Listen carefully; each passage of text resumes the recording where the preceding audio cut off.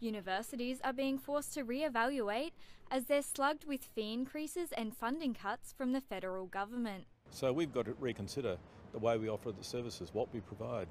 Professor Coldrake, however, is confident universities will remain bustling hives of activity. I don't think there will be an overall impact on student demand, but there could easily be an adverse impact on people from low socioeconomic areas. The federal government is standing behind its policy. These are critical plans that will better support and empower student choice, will ensure our system is financially sustainable and will underpin our world-class universities into the future.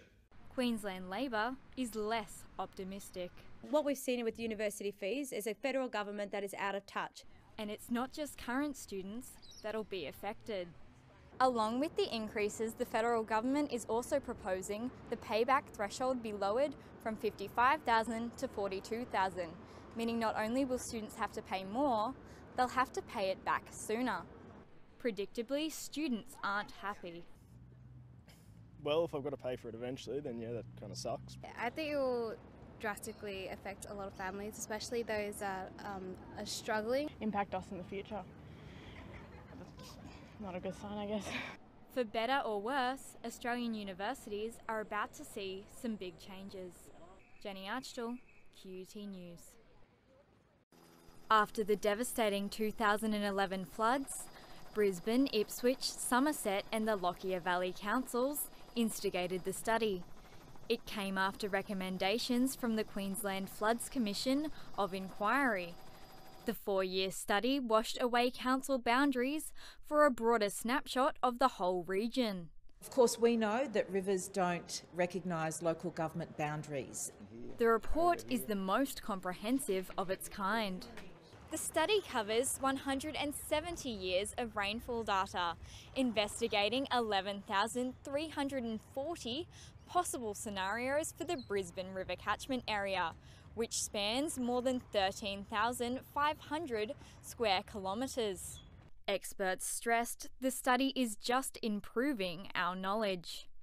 The important thing to understand is the flood risk hasn't changed, we've just got a much better understanding of it. Councils are already looking to utilise the study to update flood management plans. So our planning documents will be more accurate so we can look at that particular land and know more information and what we can do. Insurance representatives also welcomed the study. We will definitely look at this and assess it and plug it into our systems and update it and use it to fine-tune how we view and assess flood risk here in southeast Queensland. At this stage, however, a change in insurance premiums doesn't appear to be imminent. Jenny Archdall, QUT News. The meeting is understood to have been called by the Lord Chamberlain, the most senior office of the royal household, and the Queen's private secretary. The sudden nature of the summoning, requiring all staff from as far as Balmoral in Scotland to come together at the palace, has been described as unusual by royal watchers. Media are gathered at the palace following initial rumours of the meeting being called. Social media went into immediate meltdown, speculating on what may have triggered this. Prince Philip, who turns 96 next month, was in public just yesterday, opening a new stand at Lord's. While the Queen, now 91, met with British Prime Minister Theresa May to formally dissolve Parliament prior to next month's general election. Both the Queen and her husband have suffered ill health over the past few months, with many suggesting they have too many responsibilities. Although in recent years, the Queen has been handing over a number of duties, including all involving long-haul travel and stepping down as patron from 25 organisations.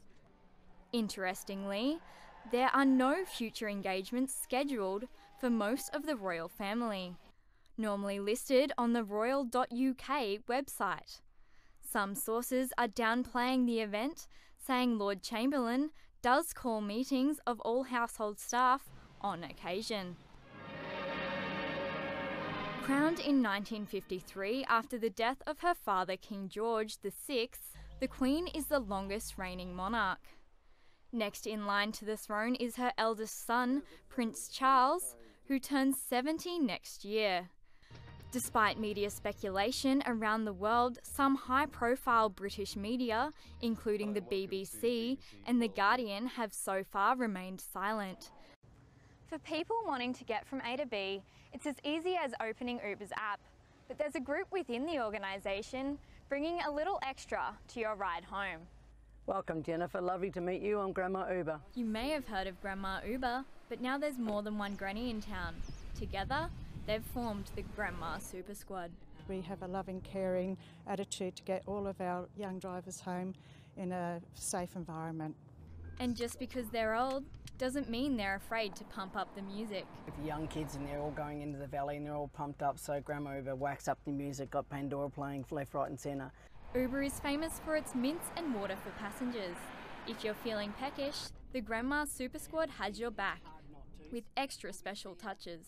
Our cars are decked out with fresh cold water, mints, chockies, Grandma's favourite homemade slice. Ordering one of the Super Grannies is as easy as going online, getting their number and sending your name and a selfie. Before you know it, you'll be home safe with a full tummy. There you go, Jenny, my love. Hope you enjoyed your trip home with Grandma Uber. Jenny Archdall, QUT News. This is what the authorities are taking a stronger stance against: the flow of illegal contraband into Queensland. The force is a fusion of not only state and federal police, but also customs, border protection, taxation and surveillance agencies. And the gloves are off. Illicit drugs are their principal source of profit, and we know that 60% of Australia's highest risk criminal targets are specifically involved in the ice market. It's organised crime syndicates that are the main focus. 15 people have already faced arrest for 47 offences under the new task force, including the importation of 90 kilograms of cocaine.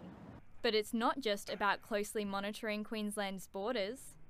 Look, organised crime is borderless, and the agencies, the Australian Federal Police and all the partners of the task force need to take that borderless approach.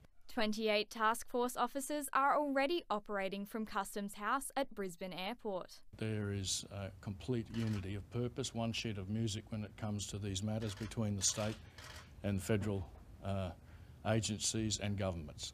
And the Queensland Government itself is injecting an extra $39 million to turn the tide on organised crime. Jenny Archdall, QUT News. It was perfect conditions out on the track today as crowds started pouring in to Mount Panorama. The drivers were pushing the limits in the first practice laps. That's despite some heavy incidents yesterday, which forced overnight damage repairs. Jamie Whincup and his co-driver Paul Dumbrell had a great start, coming in fastest through the opening sessions. The famous track is still daunting for even the most experienced drivers. I think there's just always nerves around this place going out for the first session, but yeah, it took a couple of laps just to get flat through the corner where I crashed last year, but all good. It all feels really good now. Yeah, to be honest, pretty scary initially. There's a lot going on in a short period of time in between two concrete walls with carrying a lot of speed. And then this afternoon, more drama.